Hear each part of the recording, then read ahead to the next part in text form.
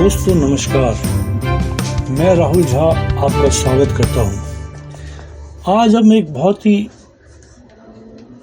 ज़रूरी टॉपिक पे वीडियो बना रहे हैं और ये सभी का जानना बहुत ज़रूरी है, बहुत ही ज़रूरी मसला है। वह है, क्या कबूतर इंसानों को मार सकते हैं? तो चलिए शुरू करते हैं। कबूतर खुद शारीरिक हमलों के ज़रिए इंसानों को सीधे तौर पर नहीं मार सकते, क्योंकि वे अपेक्षाकृत छोटे होते हैं और लोगों के प्रति आक्रामक नहीं होते। हालांकि ऐसे अप्रत्यक्ष तरीके हैं जिनसे कबूतर स्वास्थ्य जोखिम पैदा कर सकते हैं, जो गंभीर बीमारी या बहुत ही दुर्लभ मामलों में मृत्यु का कारण भी बन सकते हैं। रोग: कबूतर हिस्टोप्लाज्मोसिस, क्रिप्टोकोसिस और साइटोकोसिस जैसी बीमारियों को ले जा सकते हैं और संचारित कर सकते हैं, जो मनुष्य में गंभीर श्वास और प्रणालीगत संक्रमण का कारण बन सकते हैं, खासकर कमज़ोर प्रतिरक्षा प्रणाली वाले लोगों में। परजीवी: कबूतरों में माइट्स, टिक्स और पिस्सू जैसे परजीवी हो सकते हैं, जो मानव रहने की जगह पर फैल सकते हैं और संभावित रूप से बीमारियों को फैला सकते हैं। 3. दुर्घटनाएं: कबूतरों के बड़े झुंड दुर्घटना का कारण बन सकते हैं, खासकर शहरी इलाकों में। उदाहरण के लिए, कबूतरों का अचानक झुंड उड़ना ड्राइवरों या पैदल चलने वालों को चौंका सकता है, जिससे संभावित रूप से यातायात दुर्घटना या गिरने की संभावना हो सकती है। संदूषण: कबूतरों की बीट भोजन और पानी के स्रोतों को दूषित कर सकती है, जिससे उचित प्रबंधन न होने पर हालांकि यह संभावना नहीं है कि कबूतर सीधे मौत का कारण बनेंगे, लेकिन उनकी उपस्थिति और उनके द्वारा उत्पन्न स्वास्थ्य जोखिमों को संभावित अप्रत्यक्ष नुकसान को रोकने के लिए प्रबंधित किया जाना चाहिए। यह कैसे हो सकता है? यहाँ इस बारे में अधिक विस्तृत व्याख्याएं दी गई हैं कि कबूतर मनुष्यों के लिए अप्रत्यक्ष स्वास्थ्य जोखिम कैसे पैदा कर सकते हैं। पहला, रोग संचरण: कबूतर कई रोगजनकों को ले जा सकते हैं, जो मनुष्य में बीमारियों का कारण बन सकते हैं। हिस्टोप्लाज्मोसिस: यह फंगल हिस्टोप्लाज्मा कैप्सुलेटम के बीजाणुओं को सांसों में लेने से होने वाले एक फंगल संक्रमण है, जो कबूतर के बीट में बढ़ सकता है। इसके लक्षण हल्के फ्लू जैसे लक्षण से लेकर गंभीर श्वसन समस्याओं तक हो सकते हैं।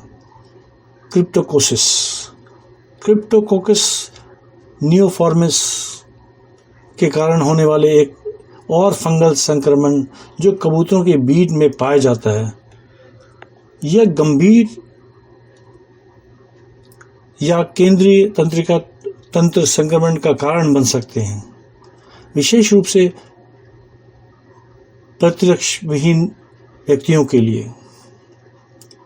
सिटाकोसिस: इसे तोता बुखार के नाम से भी जाना जाता है। यह जीवाणु संक्रमण क्लेबाइडिया सिटासी के कारण होता है या श्वसन संक्रमण का कारण बन सकती है और गंभीर मामलों में निमोनिया का कारण भी बन सकते हैं। परजीवी: कबूतरों में माइट्स, टिक्स और पिस्सू जैसे ब्रह्म परजीवी हो सकते हैं। ये परजीवी घरों या इमारतों में घुस सकते हैं जहां कबूतर घोंसला बनाते हैं, मनुष्य को काट सकते हैं, जिससे खुजली, एलर्जी या अन्य बीमारी फैल सकती हैं। दुर्घटनाएं: कबूतरों के बड़े झुंड खतरनाक स्थिति पैदा कर सकते हैं। यातायात दुर्घटनाएं: कबूतरों का अचानक झुंड उड़ना ड्राइवरों को चौंका सकता है। कबूतरों का बीट से सतह फिसलने भरी हो सकती है, जिससे गिरने और चोट लगने का खतरा भी हो सकता है। संदूषण: कबूतर का बीट से भोजन या पानी स्रोत दूषित हो सकता है। खाद्य जनित बीमारियां, यदि कबूतरों के बीट या भोजन या पानी दूषित हो सकता है और वह हानिकारक बैक्टीरिया और कवक को जन्म दे सकती हैं, जिससे खाद्य जनित बीमारियां हो सकती हैं। जल संदूषण, बीट से जल स्रोत दूषित हो सकते हैं, जिससे गैस्ट्रोएंटेराइटिस जैसी बीमारियां फैल सकती हैं। रोकथाम और नियंत्रण, कबूतरों से जुड़े स्वास्थ्य जोखिम को कम करने के लिए उचित स्वच्छता, कबूतरों के रहने के स्थानों में नियमित सफाई और कीटाणुशोधन से बीट के निर्माण को रोकने में मदद मिल सकती है। बहिष्करण विधियां, पक्षियों के लिए स्पाइक जाल या अन्य निवारण लगाने से कबूतरों को इमारत में घोंसला बनाने से रोका जा सकता है। कीट नियंत्रण, पेशेवर कीट नियंत्रण सेवाएं कबूतरों की आबादी को प्रबंधित करने और घोंसलों को सुरक्षित रूप से हटाने में मदद कर सकती है। सुरक्षात्मक उपाय, कबूतरों के बीट से दूषित क्षेत्रों की सफाई करते समय सुरक्षात्मक उपकरण जैसे मास्क और दस्ताने का उपयोग करने से रोग संचारण के जोखिम को कम किया जा सकता है। इन जोखिम को समझकर और उनके समाधान करके कबूतरों द्वारा उत्पन्न संभावित स्वास्थ्य खतरों को काफ़ी हद तक कम किया जा सकता है। हम कबूतरों को इंसान को मारने से कैसे रोक सकते हैं? कबूतरों को इंसान के लिए अप्रत्यक्ष स्वास्थ्य जोखिम पैदा करने से प्रभावी ढंग से रोकने के लिए निवारक उपायों और प्रबंधन रणनीतियों के संयोजन को अपनाना महत्वपूर्ण है। यहाँ कुछ कदम दिए गए हैं जो आप उठा सकते हैं। आवास संशोधन, खाद्य स्रोतों को ख़त्म करें, कबूतरों को खाना ना खिलाएं और सुनिश्चित करें कि खाद्य अपशिष्ट को सुरक्षित ढके हुए डिब्बे में ठीक से निपटाया जाए। जल स्रोतों को सुरक्षित करें, किसी भी रिसाव को ठीक करें और सुनिश्चित करें कि पानी के स्रोत जैसे कि फव्वारे और तालाब कबूतरों के लिए आसानी से सुलभ ना हो। संभावित स्वास्थ्य खतरों को काफ़ी हद तक कम किया जा सकता है। हम कबूतरों को इंसान को मारने से कैसे रोक सकते हैं? कबूतरों को इंसान के लिए अप्रत्यक्ष स्वास्थ्य जोखिम पैदा करने से प्रभावी ढंग से रोकने के लिए निवारक उपायों और प्रबंधन रणनीतियों के संयोजन को अपनाना महत्वपूर्ण है। यहाँ कुछ कदम दिए गए हैं जो आप उठा सकते हैं। आवास संशोधन, खाद्य स्रोतों को ख़त्म करें, कबूतरों को खाना ना खिलाएं और सुनिश्चित करें कि खाद्य अपशिष्ट को सुरक्षित ढके हुए डिब्बे में ठीक से निपटाया जाए। जल स्रोतों को सुरक्षित करें, किसी भी रिसाव को ठीक करें और सुनिश्चित करें कि पानी के स्रोत जैसे कि फव्वारे और तालाब कबूतरों के लिए आसानी से सुलभ ना हो।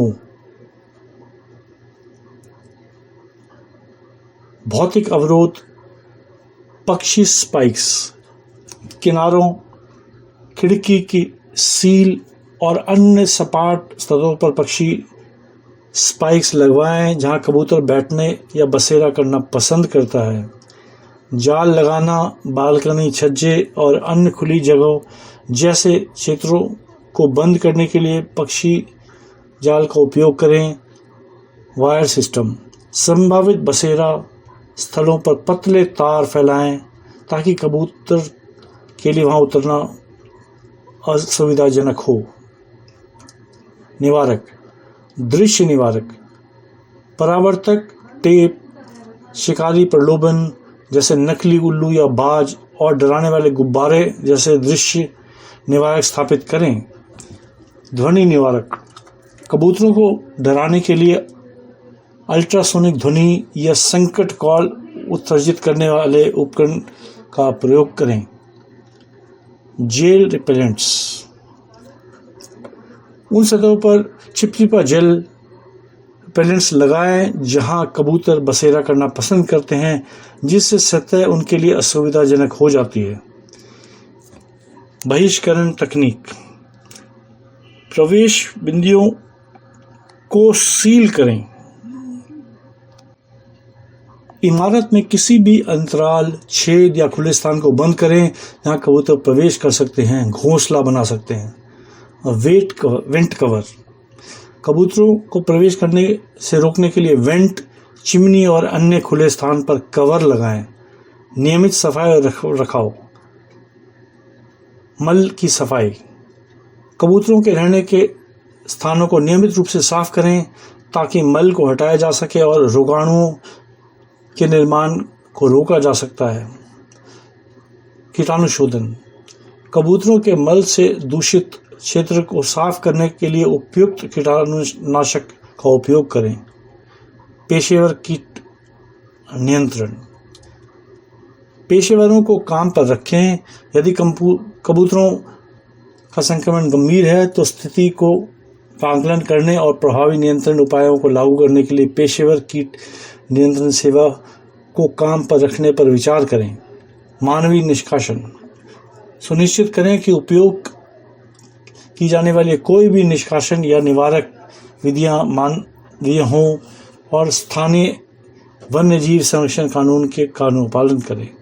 शिक्षा और जागरूकता, सार्वजनिक जागरूकता, कबूतरों को खिलाने से जुड़े जोखिमों और उचित अपशिष्ट निपटान के महत्व के बारे में जनता को शिक्षित करें।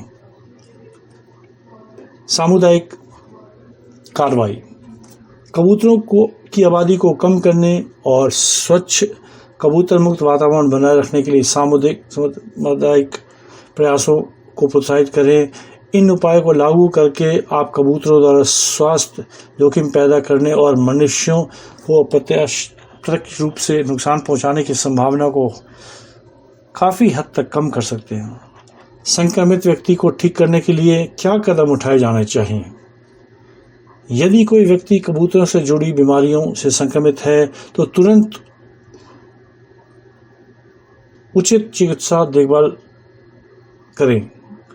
यहाँ विशिष्ट बीमारी के आधार पर संक्रमित व्यक्ति को ठीक करने के लिए उठाए जाने वाले सामान्य कदम दिए गए हैं।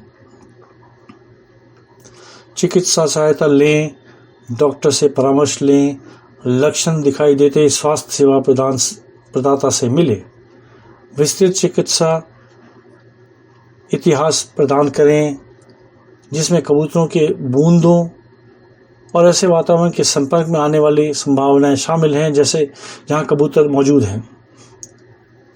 निदान प्रयोगशाला परीक्षण, संदिग्ध बीमारी के आधार पर डॉक्टर संक्रमण की पुष्टि करने के लिए रक्त परीक्षण, कल्चर, इमेजिंग अध्ययन जैसे श्वसन संक्रमण के लिए छाती का एक्सरे या अन्य नैदानिक परीक्षणों का आदेश दे सकता है।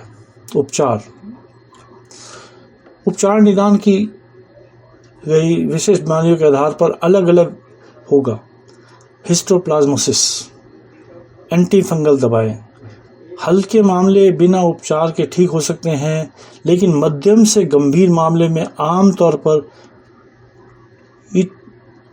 इंट्राक्रैनियल या एम्फोटेरिसिन बी जैसे एंटीफंगल दवाओं की आवश्यकता होती है।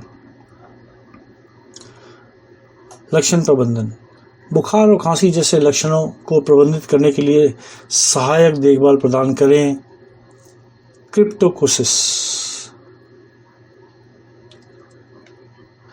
एंटीफंगल थेरेपी, इसमें आमतौर पर फ्लूकोनाजोल, इट्राकोनाजोल या एम्फोटेरिसिन बी जैसी दवाइयाँ शामिल होती हैं। उपचार अवधि, उपचार की अवधि कई महीनों से लेकर 1 साल तक हो सकता है जो गंभीरता और रोगी के प्रतिरक्षा स्थिति पर निर्भर करती है। सिटाकोसिस, एंटीबायोटिक्स, मानक उपचार एंटीबायोटिक्स है, आमतौर पर टेट्रासाइक्लिन जैसे डॉक्सीसाइक्लिन या मैकोलाइड्स जैसे एजिथ्रोमाइसिन। सहायक देखभाल, पर्याप्त हाइड्रेशन और आराम सुनिश्चित करें और बुखार और श्वसन संकट जैसे लक्षणों का प्रबंधन करें। अनुवर्ती देखभाल, नियमित निगरानी, उपचार के प्रति रोगों की प्रतिक्रिया को निगरानी करने और यदि आवश्यक हो तो उपचार योजना को समायोजित करने के लिए स्वस्थ सेवा प्रदाता के अनुवर्ती कार्रवाई करें। पुनरावृत्ति को रोकें, लक्षणों में सुधार होने पर पुनरावृत्ति या प्रतिरोध को रोकने के लिए निर्धारित दवा का पूरा कोर्स करें। दूसरों के लिए निवारक उपाय, सूचित करें और शिक्षित करें। यदि संक्रमण किसी विशिष्ट वातावरण से जुड़ा हुआ है तो उन लोगों को सूचित करें जो इसके संपर्क में आ सकते हैं। उन्हें लक्षणों और रोकथाम के बारे में शिक्षित करें। पर्यावरण की सफाई, रोगजनकों के आग के संपर्क और प्रसार को रोकने के लिए कबूतरों की बूंदों से दूषित क्षेत्रों को साफ और कीटाणु रहित करें। प्रतिरक्षा स्वास्थ्य को बढ़ावा दें। सामान्य स्वास्थ्य, संक्रमित व्यक्ति को एक स्वस्थ और जीवन शैली बनाए रखने के लिए प्रोत्साहित करें जिसमें उचित पोषण, पर्याप्त नींद और प्रतिरक्षा प्रणाली का समर्थन करने के लिए नियमित व्यायाम शामिल है। पुरानी स्थितियाँ, किसी भी अंतर्निहित पुरानी स्थिति का प्रबंधन करें जो प्रतिरक्षा प्रणाली को कमज़ोर कर सकती है और संक्रमण के प्रति संवेदनशील को बढ़ा सकती है। रिपोर्ट करने योग्य रोग, सार्वजनिक स्वास्थ्य अधिसूचना, कबूतर से संबंधित कुछ बीमारियां सार्वजनिक स्वास्थ्य अधिकारियों की रिपोर्ट करने योग्य हो सकती हैं। सुनिश्चित करें कि प्रकोपों को ट्रैक करने और प्रबंधित करने में सहायता के लिए सभी आवश्यक सूचनाएं दी गई हैं। इन चरणों का पालन करें और प्रभावित व्यक्ति कबूतरों से जुड़े संक्रमण से उबरने के लिए उचित उपचार और देखभाल प्राप्त कर सकता है। याद रखें कि दिल्ली और बड़े बड़े महानगरों में ऐसे कई केस देखे गए हैं जिसमें कि कबूतर से जुड़े मामले हैं और उसमें लोग बहुत बुरी तरह प्रभावित हुए हैं। कई जगह तो मौतें भी हुई हैं। इसीलिए इसको बहुत ही गंभीरता से लेने की ज़रूरत है और ये बात जो है सभी को बताएं और आगे इसको कोशिश करें कि जितने लोग इसे जानें उतना अच्छा है। ख़ास करके जो शहरों में रह रहे हैं, बड़े बड़े नगरों में रह रहे हैं, दिल्ली, मुंबई, कलकत्ता, बेंगलोर, चेन्नई, ऐसे करके जगहों में ज़्यादा प्रभावित हो सकते हैं। तो यह था आज हमारी रिपोर्ट कबूतरों के बारे में कि वो कैसे जानलेवा हो सकते हैं इंसानों के लिए। हम इसी तरह आपके पास नई नई चीज़ें लाते रहेंगे, नए ज्ञान लाते रहेंगे। हमारे वीडियो को लाइक करें और हमारे चैनल को सब्सक्राइब करें। धन्यवाद।